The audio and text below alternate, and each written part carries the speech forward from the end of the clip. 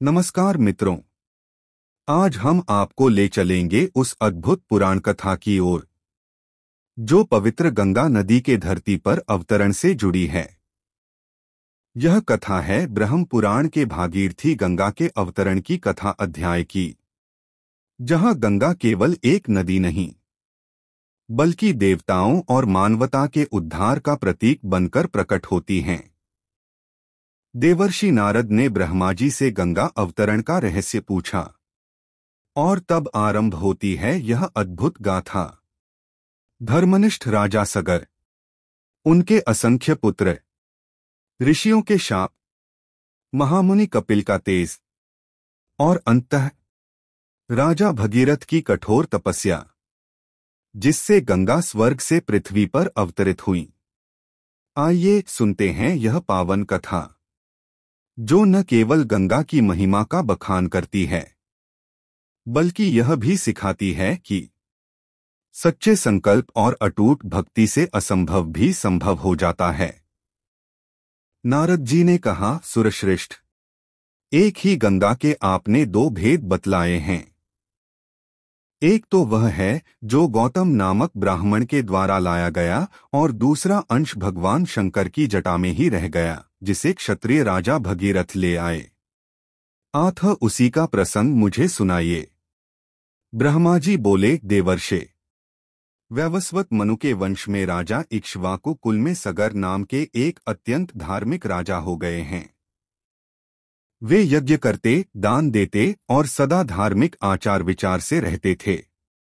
उनके दो पलियां थीं। वे दोनों ही पतिभक्ति परायणा थीं, किंतु उनमें से किसी को भी संतान न हुई। इसलिए राजा के मन में बड़ी चिंता थी।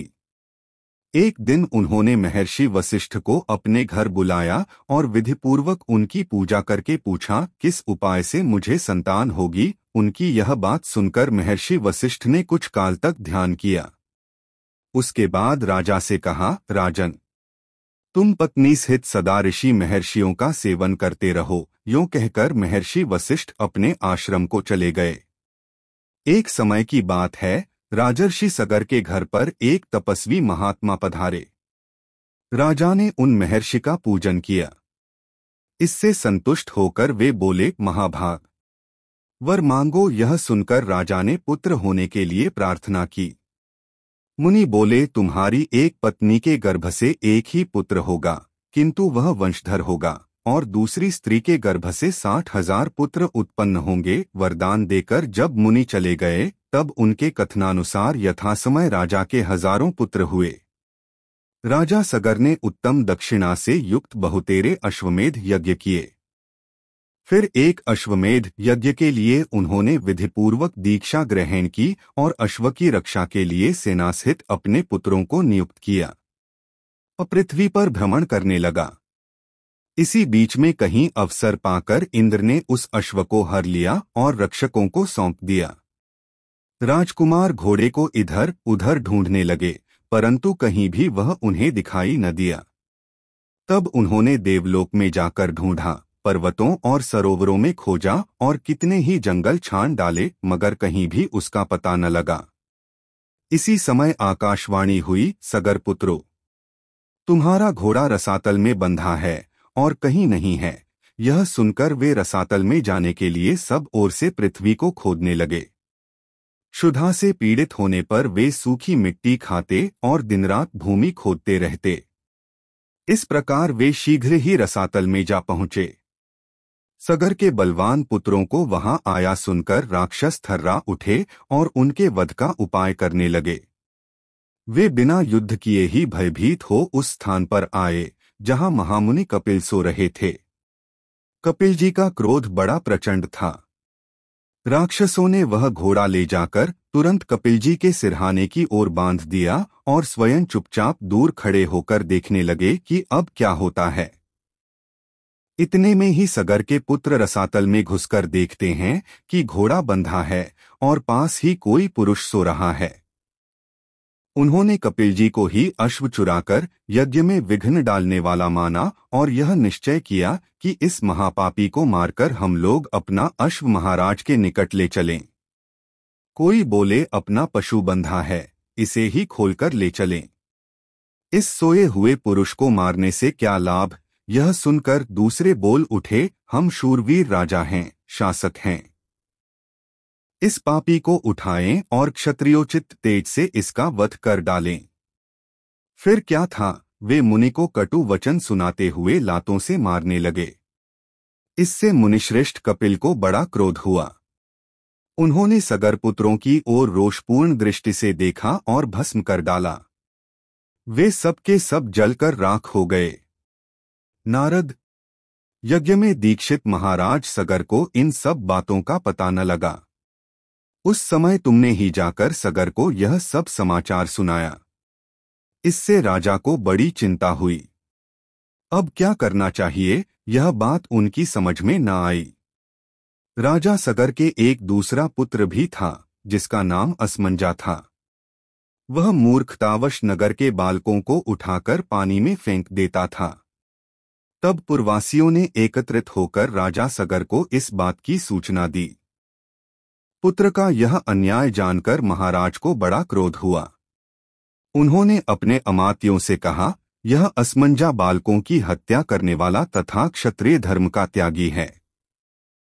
अतः यह इस देश का त्याग कर दे। महाराज का यह आदेश सुनकर अमात्यों ने राजकुमार को तुरंत देश निकाला दे दिया।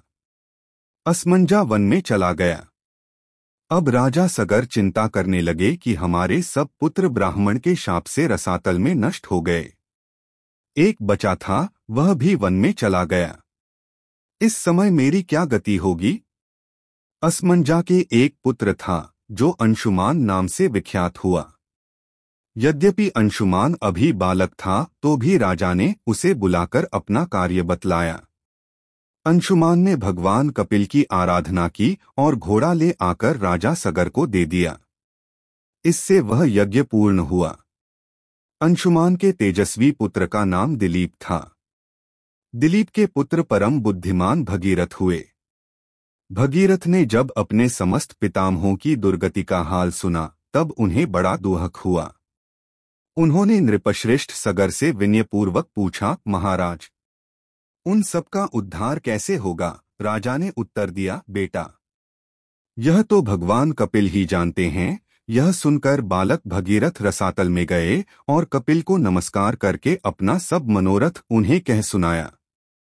कपिल मुनि बहुत देर तक ध्यान करके बोले, राजन, तुम तपस्या द्वारा भगवान शंकर की आराधना करो और उनकी जटा में स्थित गंगा के जल से अपने पितरों की भस्म को आप्लावित करो।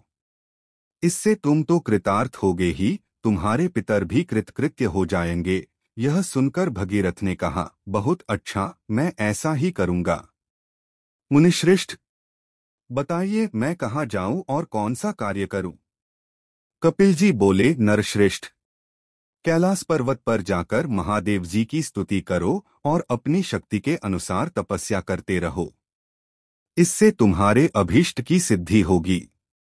मुनि का यह वचन सुनकर भगीरथ ने उन्हें प्रणाम किया और कैलाश पर्वत की यात्रा की। वहां पहुंचकर पवित्र हो बालक भगीरथ ने तपस्या का निश्चय किया और भगवान शंकर को संबोधित करके इस प्रकार कहा, प्रभो, मैं बालक हूँ, मेरी बुद्धि भी बालक की ही है और आप भी अपने मस्तक पर बाल चंद्रमा को धारण करते हैं। मैं कुछ भी नहीं जानता। आप मेरे इस अनजानपन से ही प्रसन्न होइए। अमरेश्वर, जो लोग वाणी से, मन से और क्रिया से कभी मेरा उपकार करते हैं। पुत्र का यह अन्याय जानकर महाराज को बड़ा क्रोध हुआ। उन्होंने अपने अमात्यों से कहा, यह असमंजा बालकों की हत्या करने वाला तथा क्षत्रिय धर्म का त्यागी है। अतः यह इस देश का त्याग कर दे। महाराज का यह आदेश सुनकर अमात्यों ने राजकुमार को तुरंत देश निकाला दे दिया। असमंजा वन में चला गया। अब राजा सगर चिंता करने लगे कि हमारे सब पुत्र ब्राह्मण के शाप से रसातल में नष्ट हो गए। एक बचा था, वह भी वन में चला गया। इस समय मेरी क्या गति होगी? असमंजा के एक पुत्र था, जो अंशुमान नाम से विख्यात हुआ। यद्यपि अंशुमान अभी बालक था, तो भी राजा ने उसे बुलाकर अपना कार्य बतलाया। अंशुमान ने भगवान कपिल की आराधना की और घोड़ा ले आकर राजा सगर को दे दिया। इससे वह यज्ञ पूर्ण हुआ। अंशुमान के तेजस्वी पुत्र का नाम दिलीप था। दिलीप के पुत्र परम बुद्धिमान भगीरथ हुए। भगीरथ ने जब अपने समस्त पितामहों की दुर्गति का हाल सुना तब उन्हें बड़ा दुहक हुआ। उन्होंने नृपश्रेष्ठ सगर से विनयपूर्वक पूछा, महाराज, उन सबका उद्धार कैसे होगा? राजा ने उत्तर दिया, बेटा, यह तो भगवान कपिल ही जानते हैं। यह सुनकर बालक भगीरथ रसातल में गए और कपिल को नमस्कार करके अपना सब मनोरथ उन्हें कह सुनाया। कपिल मुनि बहुत देर तक ध्यान करके बोले, राजन, तुम तपस्या द्वारा भगवान शंकर की आराधना करो और उनकी जटा में स्थित गंगा के जल से अपने पितरों की भस्म को आप्लावित करो। इससे तुम तो कृतार्थ होगे ही, तुम्हारे पितर भी कृतकृत्य हो जाएंगे। यह सुनकर भगीरथ ने कहा, बहुत अच्छा, मैं ऐसा ही करूंगा। मुनिश्रेष्ठ, बताइए मैं कहाँ जाऊं और कौन सा कार्य करूं? कपिल जी बोले, नरश्रेष्ठ, कैलाश पर्वत पर जाकर महादेव जी की स्तुति करो और अपनी शक्ति के अनुसार तपस्या करते रहो। इससे तुम्हारे अभीष्ट की सिद्धि होगी। मुनि का यह वचन सुनकर भगीरथ ने उन्हें प्रणाम किया और कैलाश पर्वत की यात्रा की।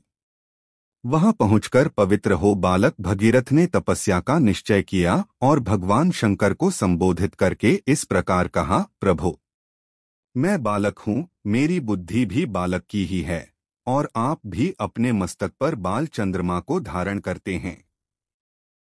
मैं कुछ भी नहीं जानता। आप मेरे इस अनजानपन से ही प्रसन्न होइए। अमरेश्वर, जो लोग वाणी से, मन से और क्रिया से कभी मेरा उपकार करते हैं तथा हित साधन में संलग्न रहते हैं, उनका कल्याण करने के लिए मैं उमास्थित आपको प्रणाम करता हूँ। आप देवता आदि के लिए भी पूज्य हैं। जिन पूर्वजों ने मुझे अपने सगोत्र और समानधर्मा के रूप में उत्पन्न किया और पाल पोस कर बड़ा बनाया, भगवान शिव उनका अभीष्ट मनोरथ पूर्ण करें। मैं बालचंद्र का मुकुट धारण करने वाले भगवान शंकर को नित्य प्रणाम करता हूँ। भगीरथ के यों कहते ही भगवान शिव उनके सामने प्रकट हो गए और बोले, महामते, तुम निर्भय होकर कोई वर मांगो जो वस्तु देवताओं के लिए भी सुलभ नहीं है, वह भी मैं तुम्हें निश्चय ही दे दूंगा। यह आश्वासन पाकर भगीरथ ने महादेव जी को प्रणाम किया और प्रसन्न होकर कहा, देवेश्वर, आपकी जटा में जो सरिताओं में श्रेष्ठ गंगा जी विराजमान हैं, उन्हें ही मेरे पितरों का उद्धार करने के लिए दे दीजिए। इससे मुझे सब कुछ मिल जाएगा। तब महेश्वर ने हंसकर कहा, बेटा, मैंने तुम्हें गंगा दे दी, अब तुम उनकी स्तुति करो। महादेव जी का वचन सुनकर भगीरथ ने गंगा जी की प्राप्ति के लिए भारी तपस्या की और मन को संयम में रखकर भक्तिपूर्वक गंगा का स्तवन किया। बालक होने पर भी भगीरथ ने अबालकोचित पुरुषार्थ करके गंगा जी की भी कृपा प्राप्त की। महादेव जी से प्राप्त हुई गंगा को पाकर उन्होंने उनकी परिक्रमा की और हाथ जोड़कर कहा, देवी, महामुनि कपिल के शाप से मेरे पितर दुर्गति में पड़े हुए हैं। माता, आप उनका उद्धार करें। देवनदी गंगा सबका उपकार करने वाली हैं। वे स्मरण मात्र से सब पापों का नाश कर देती हैं। उन्होंने भगीरथ की प्रार्थना सुनकर तथास्तु कहा और लोगों का उपकार एवं पितरों का उद्धार करने के लिए भगीरथ के कथनानुसार सब कार्य किया। राजा सगर के जो पुत्र भस्म होकर रसातल में पड़े थे, उन्हें अपने जल से आप्लावित करके गंगाजी ने उनके खोदे हुए गड्ढे को भर दिया। महामुने, इस प्रकार तुम्हें क्षत्रिया गंगा का वृत्तांत सुनाया। ये माहेश्वरी, वैष्णवी, ब्राह्मी, पावनी, भागीरथी, देवंदी तथा हिमगिरि शिखराश्रया, हिमालय की चोटी पर रहने वाली आदि नामों से पुकारी जाती हैं। इस प्रकार महादेव जी की जटा में स्थित गंगा का जल दो स्वरूपों में विभक्त हुआ। विंध्यगिरि के दक्षिण भाग में जो गंगा हैं, उन्हें गौतमी, गोदावरी कहते हैं और विंध्यगिरि के उत्तर भाग में स्थित गंगा भागीरथी कहलाती हैं।